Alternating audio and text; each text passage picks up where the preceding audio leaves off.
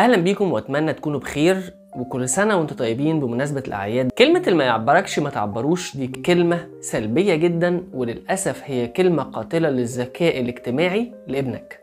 وانت كأب وام لازم تخلي بالك كويس قوي من كل كلمه انت بتقولها لابنك، لان اي كلمه انت بتقولها لابنك بتأثر جدا في شخصيته وفي حياته، لان الكلمه تفرق.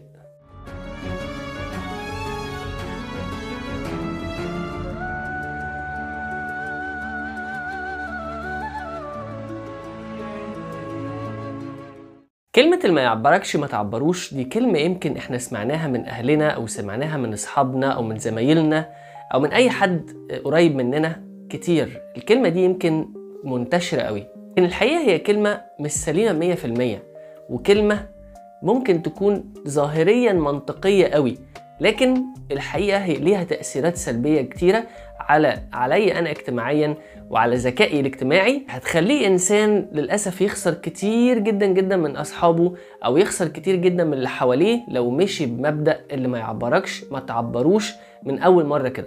إيه اللي بيحصل وإن الكلمة دي ممكن تخلي ابنك مثلا في أي وسط، سواء بمدرسة سواء جامعة سواء الشركة، لو هو عنده المبدأ اللي هو ما يعبركش ما تعبروش ده، ممكن يخسره كتير. إزاي؟ اللي يحصل إنه في الفصل مثلا او في المدرسة او في الجامعة او في الشركة، لما تحصل مشكلة ما بين حد وبعدين يتجاهلك، فانت طبيعي لانك انت عندك المبدأ اللي هو اللي ما يعبركش ما تعبروش تتجاهله، هيبتدي الشخص ده ينشر صورة سلبية مع الوسط اللي انت فيه اللي حواليك، يقول يتكلم عنك كأنك شخص متعالي مثلا، شخص متعجرف، شخص أناني، شخص بتحب نفسك وبس مثلا. فتلاقي اللي حواليك ابتدوا يتجنبوك، مش عايزين يتعاملوا معاك، وطبيعي لانك انت عندك المبدأ انك ما يعبركش ما تعبروش. اللي بيحصل انك بتبعد عن الناس وفجأة تلاقي نفسك بعدت عن كل الناس اللي حواليك وانت مش عارف ليه. يا ترى هم ليه بيبعدوا عني؟ انا مش عارف ليه،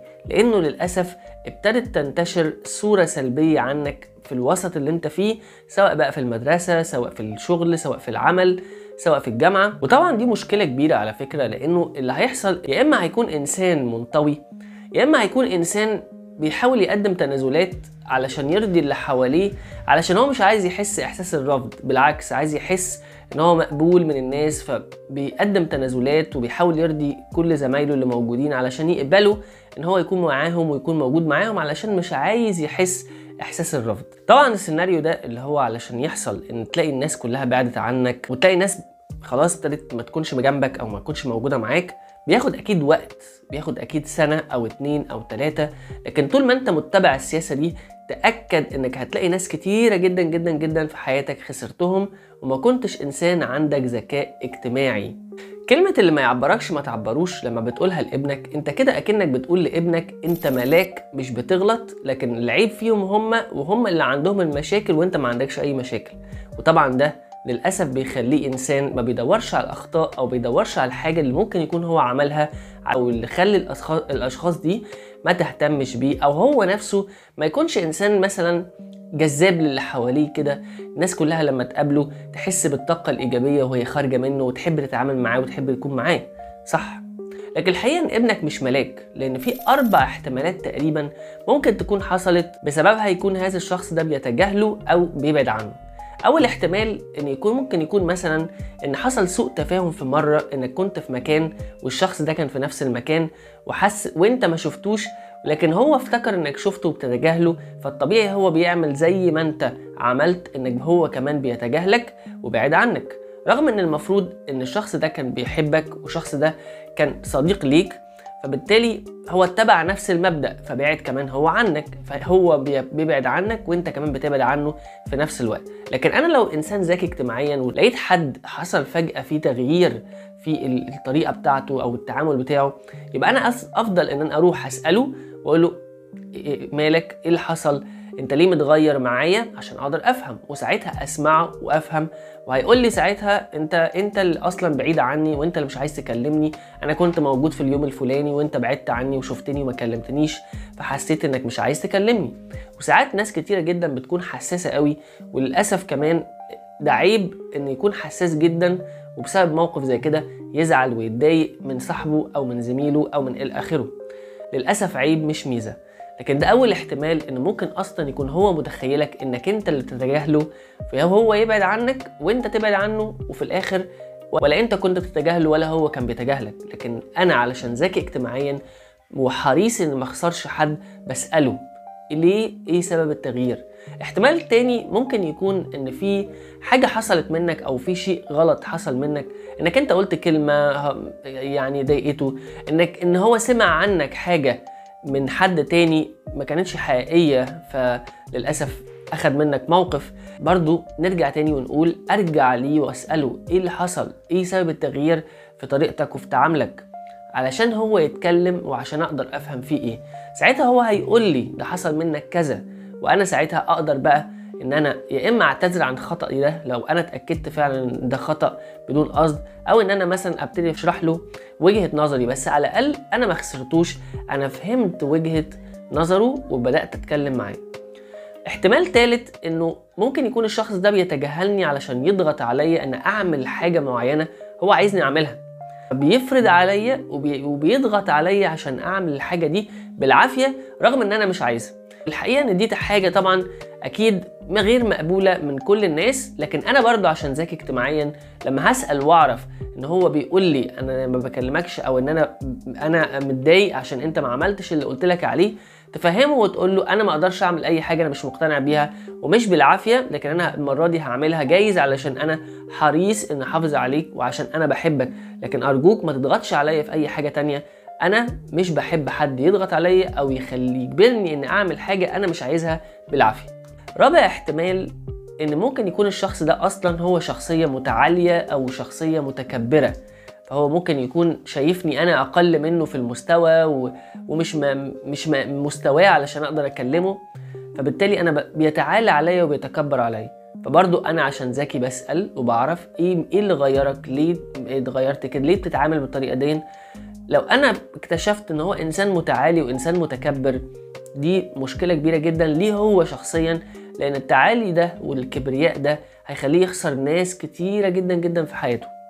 ولكن برضو انت عشان ذكي اجتماعيا هتقول للشخص ده انا في اي وقت انت تحب تكون معايا او تحب تنضم لينا، تحب تلعب معانا، تحب تكون معانا، اهلا بيك في اي وقت واحنا نكون سعداء ان انت تكون معانا.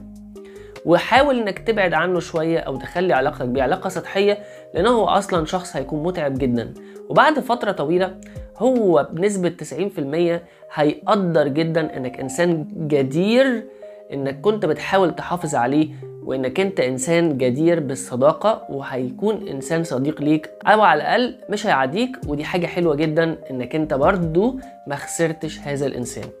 فده ذكاء اجتماعي، ان في كل الاحتمالات او في كل الاحوال انت بتحاول تكسب اللي قدامك وتفهمه وتسمعه، وهتعرف فين المشكلة عشان انت لو عندك مشكلة معينة تقدر تعالجها معاه وتقدر تحلها.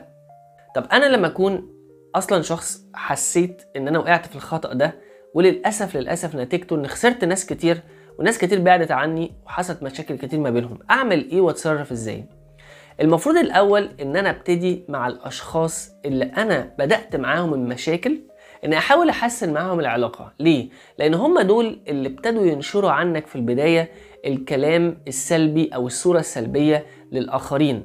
فلما انت بتحاول تحسن علاقتك معاهم تاني من اول وجديد، هم تاني بقى هيبتدوا بقى هم اللي يقولوا ده احنا ظلمناه، ده احنا شايفين ان احنا تقريبا ظلمناه، ده واضح ان هو انسان كويس وبيقف معانا في المواقف الصعبة وبيساعدنا و الى اخره.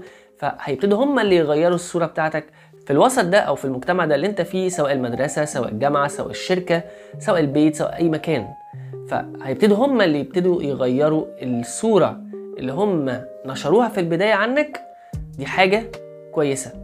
هتبتدي انك تكون انسان لطيف معاهم، في وقت المناسبات تهني، في وقت الاعياد الميلاد حاول انك تجيب هدية حتى لو بسيطة، حاول انك انت يعني حتى تهنيهم بعيد الميلاد ده، حاول انك انت تقف جنبهم لو في مشكلة، حاول انك انت تساعدهم لو احتاجوا اي منك حاجة، وده مفتاح للبداية تحسين العلاقة ما بينك وما بينهم.